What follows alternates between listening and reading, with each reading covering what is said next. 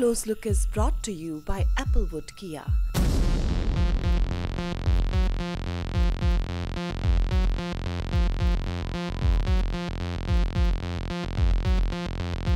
Two locations in Surrey and Langley. Applewood Kia.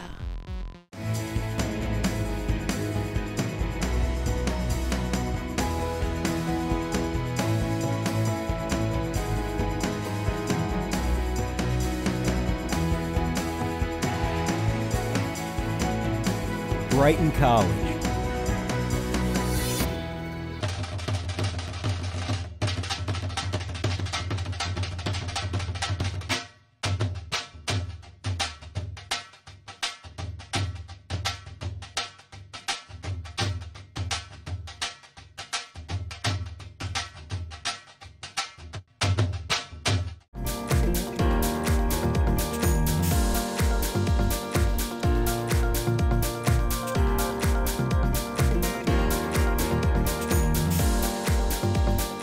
Park Avenue West in Surrey.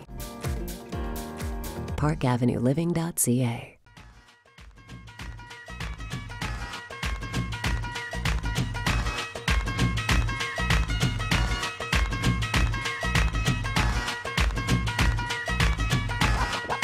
Hi, I'm Suk Chera. Welcome to another episode of Desi Close Look. Today we are talking with Simran Singh from Chicago. How are you today? Good, Suk. How are you? Thanks Good. for having me. Good. Thank you. Please tell us a little bit about yourself. Well, my name is Simran. I'm from Chicago. I'm a lawyer over there, but I run an e-commerce business. Part of my job of my religious duties is kind of to do what Guru Granth Sahib tells us to do, which is Aap Japo Aur Naam Japavo. It means you learn to chant, and you also make others chant as well. Guru, Guru, Guru, Guru, Guru, Guru, Guru, Guru, Guru, Guru,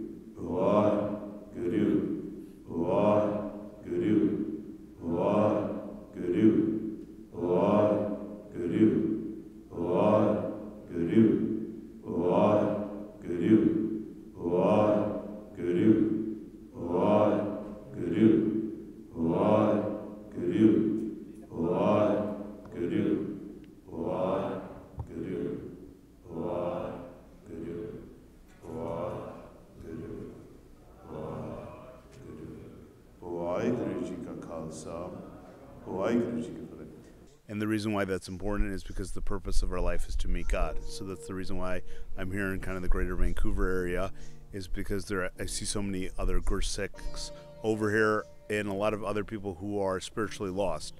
And through the guidance of Sri Guru Granth Sahib, which is meant for all of humanity, the things that we share is the fact that all of us, through the sound of Waheguru's voice and through the process of Nam Simran, can actually learn how to meet God.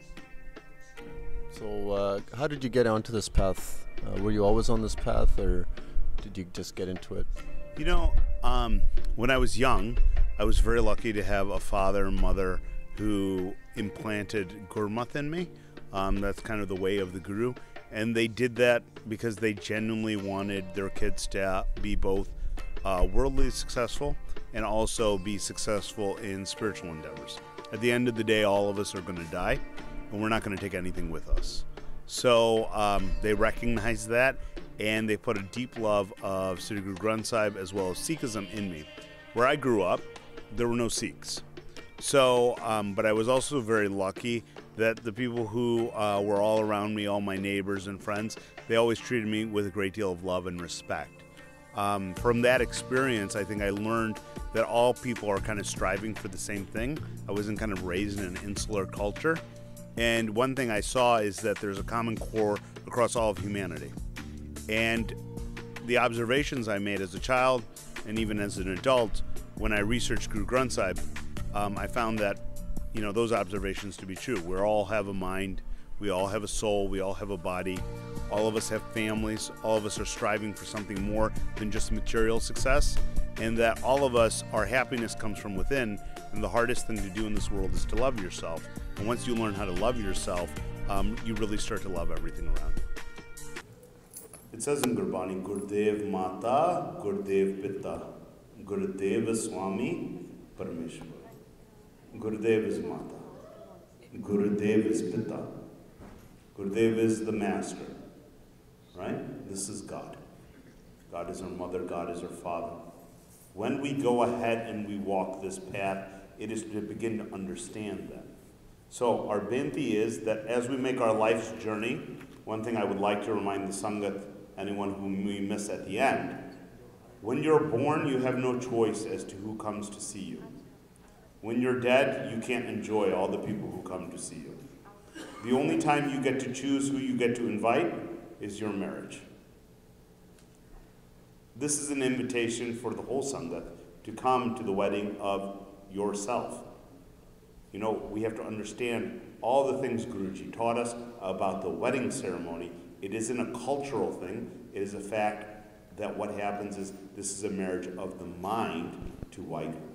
So make sure you please take an invitation we give with great love and respect at Sikh Academy this weekend. Before we start the Japji Sahib Vakya, I would like to remind everyone about this marriage of the mind. So, according to your experiences, what is the purpose of our life? According to Gurmat, what is the purpose of life? Purpose of life is to meet God. And by meeting God, you have to understand that Gurbani tells us that we are trapped in a cycle of life and death. And some people like to be in a trap. Some people like to be in a jail. Why? Because they just don't know any better.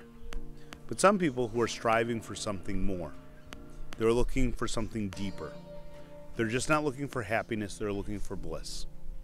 Those people, when they end up by searching Gurmat, when they look through Gurbani, you can find certain keys over there. And what's the first key? The first key over there is they teach you that you're supposed to go to Sangat. When you go to Sangat, regardless of what Sangat you go to, you see what message do they share.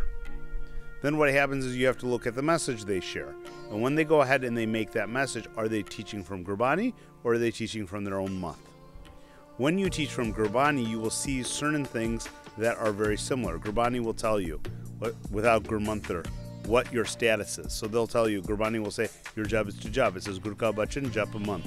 It says, the bachan of the Guru is to jap Gurmantra. Okay? It will explain to you that your job is to learn how to study Bani. The third thing it will tell you is you have to live a right life. And the reward of living the correct life is the reward in living it. It doesn't mean you're trying to live your life for other people. You live it because you understand that the thing that separates you from God is your thoughts, and thoughts outside of divine will end up by making the mind dirty. And when we get to Nam, the sound of God's voice, and we clean the mind, then what happens is we're able to reach God. If you want to have a good spiritual life, 3 important things. First thing is you have to do Simran. Why do you have to do Simran? Because when you do Simran, a couple things happen. Simran is different than meditation. Okay? When you do Simran, your Kam, Krodh, Lodh, Modh, Hankar come down. You are able to control your mind. You understand the process of closing the No Darwaje to open up the Dasam Dwar. Okay. So, practically speaking, on a daily basis, what would you say is the practical in executing everything you just taught? Well, I think that's a great question.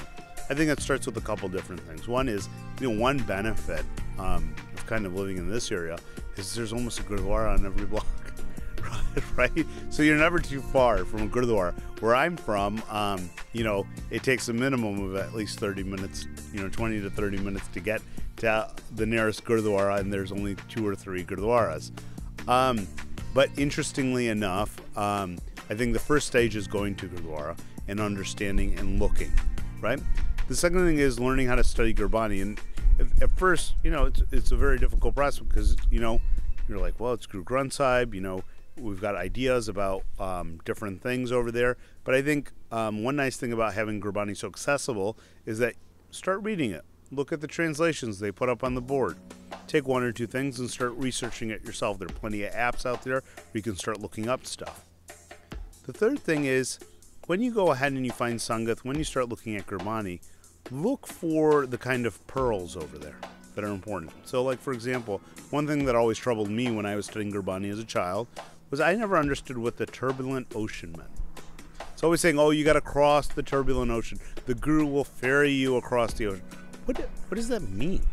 That the guru's a boat? He's supposed to go ahead and take me there? What does that mean? So what happens is, slowly as you research and look into the Gurbani and you start doing practical things like doing Simran, what happens is you realize, oh, your thoughts create ripples. And when you can't control your thoughts, it's almost like an ocean or a wave.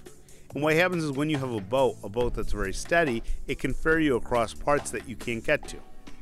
So, like, for example, God is in us. God is outside of us. How do we see God? When we learn how to enter the temple of the mind, the mandir of the mind, then we learn how to see God. And so what we're trying to do through the process of Simran is learning how to close all the things that make us look outside the body and ultimately learn how to look inside the body. And so as a practical matter, let's talk about science for a little bit. You ask what practical things you get.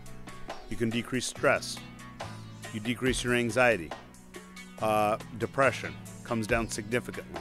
Post-traumatic stress syndrome reduces. ADHD reduces. Addiction to drugs and alcohol reduces. Control over lust, anger, greed, attachment, pride, they all reduce. There are brain scans that you can actually see by Harvard University that shares these things. What increases in your brain? Your ability to empathize with others. Your ability for compassion. Your ability to problem solve. There are so many benefits to doing Simran and meditation that Gurbani lays out that science is only finally catching up to. But what happens is there's a difference in language. So we use one term, like for example, we use Bhavsagar to describe thoughts. Okay? Science says they're mind waves. Well, Bhavsagar just means waves. Okay? So all of a sudden, and now if science says mind waves, well, it's the same thing, but there's just a lack of terminology. So once we get on the same terminology, then you begin to see the relationship of kind of the secret of what the gurus were talking about. Second thing that happens when you do Simran, you begin understanding and reflecting on the Gurbani deeper and deeper, because you say, I have certain experiences, you match it with the Gurbani. The second thing is, if you get lost along the way, you follow what Gurbani tells you. For example, what's the first stage of Simran?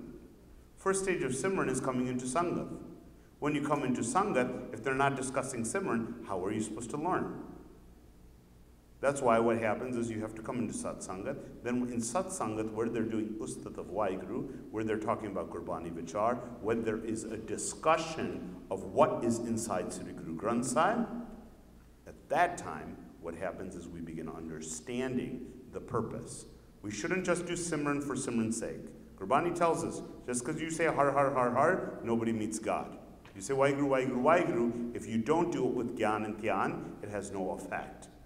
It's beneficial, good for you, but it doesn't get to your purpose. Okay? The purpose is to meet God and close these no darwaje and open up the dasam dwar. So you touched on Simran there now. Is Simran and meditation the same thing, or is there a difference? So they share similarities, but they're not necessarily the same thing. Okay? So you'll get all the benefits of doing, by doing Simran, of all the benefits that you get from meditation, but it goes one step further.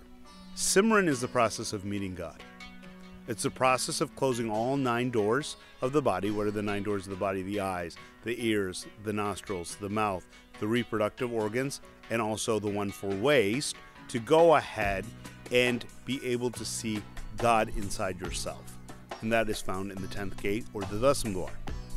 The process of doing meditation, there are a lot of different types of meditation.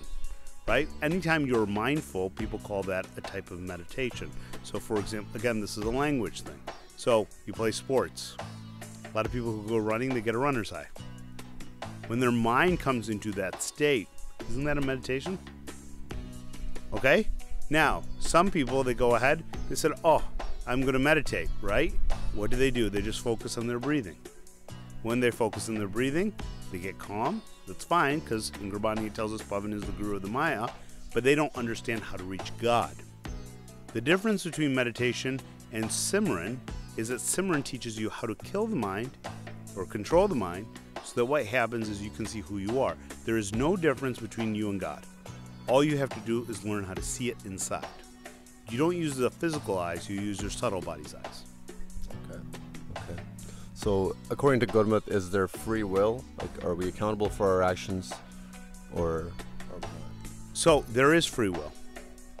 But the difference is, your actions you do in this life are for your next life. So, for example, everything you got in this life, you earn from your previous life. By your thoughts, you create karma. In Gurbani, it explains that your karmas, all your actions from your previous life, are written on the mind. The thing that goes through the cycle of life and death is not the body. How do we know that? Because when we die, the body is left behind. So what goes? Well, the soul is already part of God. So how can the soul be punished? It's the mind. So what happens is when the mind is there and it takes thoughts outside of Hukam, outside of the divine will, what happens is karmas are written on your mind. Those karmas go with you through the cycle of life and death. So everything you got in this life is a product of your previous life's karmas.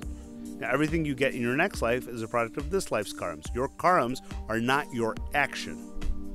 Your karmas are your intent or your thoughts. For example, if you go ahead and you said, Simran, I want to take you out for dinner. That's very nice. But in the back of your mind, it's like, because I really need a favor for you. Well, then you don't get those karmas, right? Because what happens is your intent was different than trying to do something nice for you. So in Gurbani, it talks about some people want to do Simran, but they just do it out of ego. Then what happens is it's like an elephant just going ahead and throwing dirt back on itself.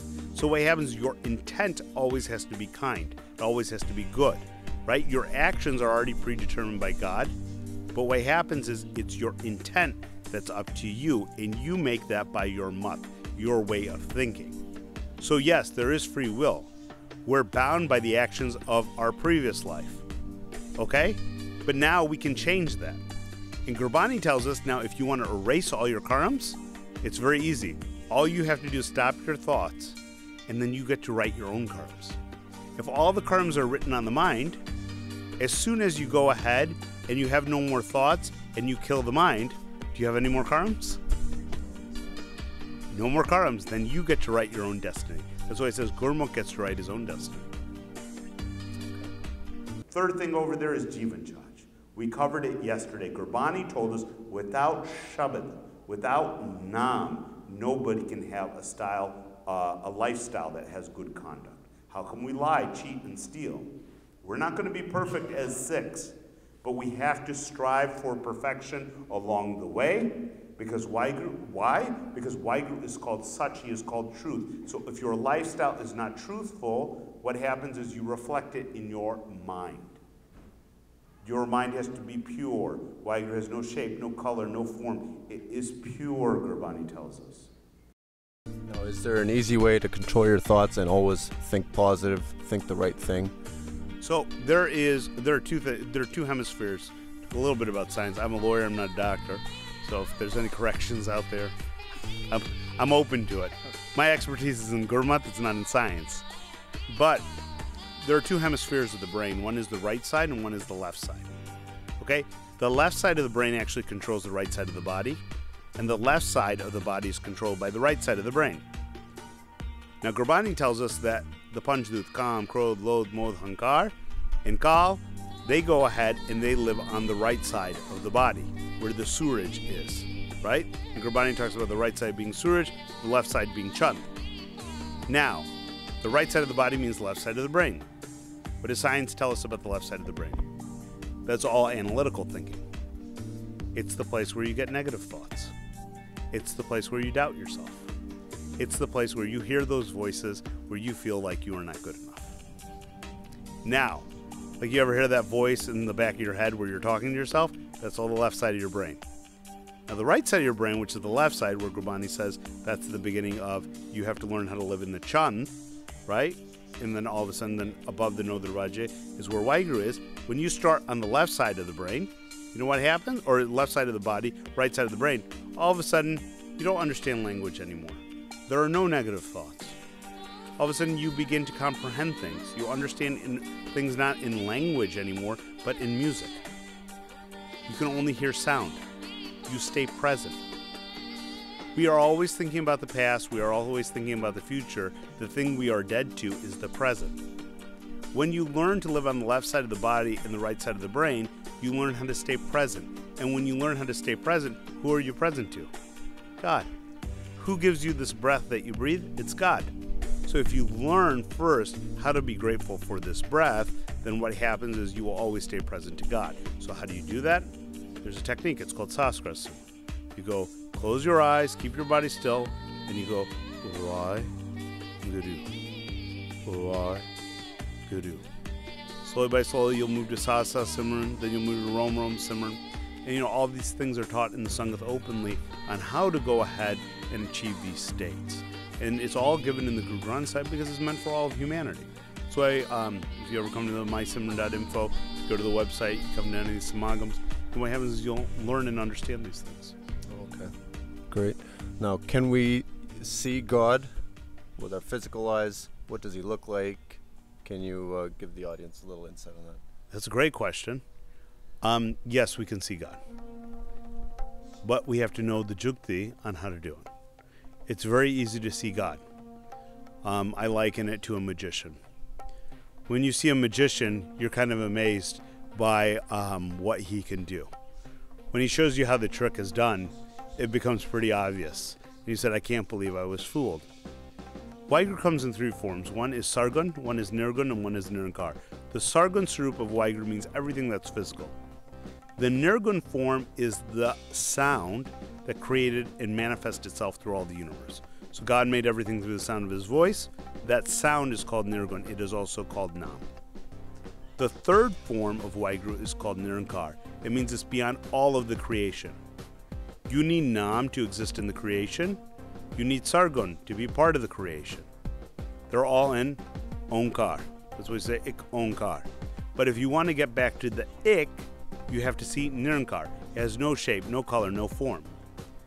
Because of the imbalance of our eyes and the imbalance of the breath, what happens is we end up in something called Mig Trishna. An example of this in Gurbani is given as if you're on a road and you go ahead and you see the sunlight refract down into the atmosphere, it makes an illusion and you think there's water there. It happens because there's an imbalance of temperature and an imbalance of light, so it makes a mirage. That illusion is created because of the imbalance of both light and air. In the same way, when we learn how to balance our breath and we learn how to balance the light in our eyes, we can actually learn how to see the Brahm Jyot. We actually can see God right in front of us, and the illusion disappears. So most people, they don't have an illusion anymore because of knowledge, okay? But then to actually experience, like we have knowledge that the shimmering that we see on the road is not water, but sometimes it still freaks us out and we think, is it water or is it just an illusion? That's knowledge. But then what happens is to actually have an experience and drive through the road and not see any water is to know it to be true. Well, in the same way, when you actually learn how to see the Brahm Jyot, you can actually see Nirankar himself. And when you see Nirankar, it has no shape, no color, no form. How do you describe it? It's almost impossible to describe, because how do you describe something that has no words to describe? Right. Now, you've touched on a lot. I'm sure a lot of people are very mind blown from this. Now, is there anywhere where we can get further information or follow up? Yeah, so if you go to mysimran.info, there's a section called Simran in your city, and there are a number of places where they do Sangat, and they can share kind of both experience and knowledge of Sri Guru Granth Sahib, Satguru. Now, you can also, my phone number's on the front of the website. You're more than welcome to call me if you have any questions. There are a number of videos on YouTube where you can watch them. You can like us on Facebook, where we keep motivational quotes from Gurbani, as well as kind of up-to-date stuff on the camp. And also, you can go ahead and sign up for email registration, where you'll be able to kind of get more information about various samagams. We don't take any money. Everything is free of charge. Even my plane tickets are not even comped. We all work for a living. We share this with the Sangat because this is our duty as Gursikhs is to, it says in Gurbani, Aap japo, Varnam japavo. It means our job is to jap, make others jap, and our job is to share this Satguru Sri Guru Granth Sahib with the whole of humanity, because all people have the birthright to meet God, and all people have the birthright to be happy. Thank you for joining us today. Simran from Chicago. Thank you so much, Sukh.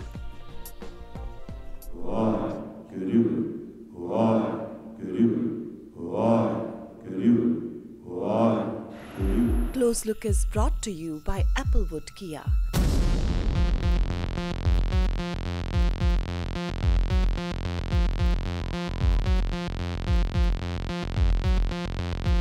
Two locations in Surrey and Langley. Applewood Kia.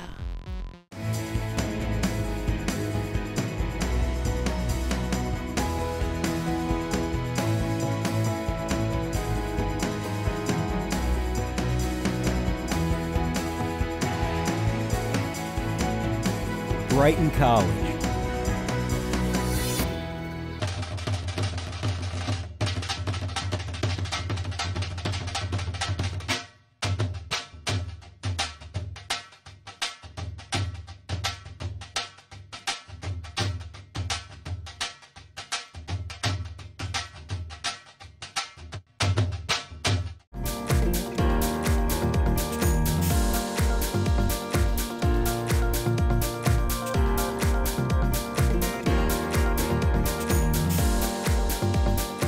Park Avenue West. In Surrey. ParkAvenueLiving.ca